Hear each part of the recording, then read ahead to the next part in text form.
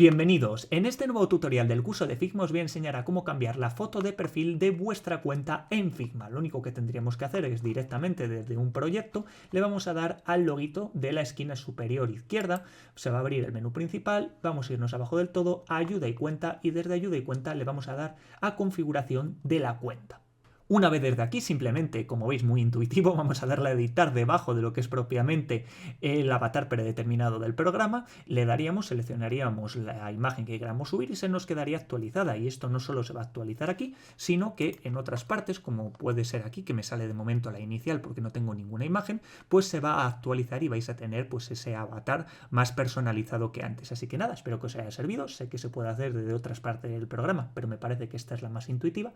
Así que nada, no olvidéis dejar un like, suscribiros y nos vemos próximamente con nuevo contenido en el canal.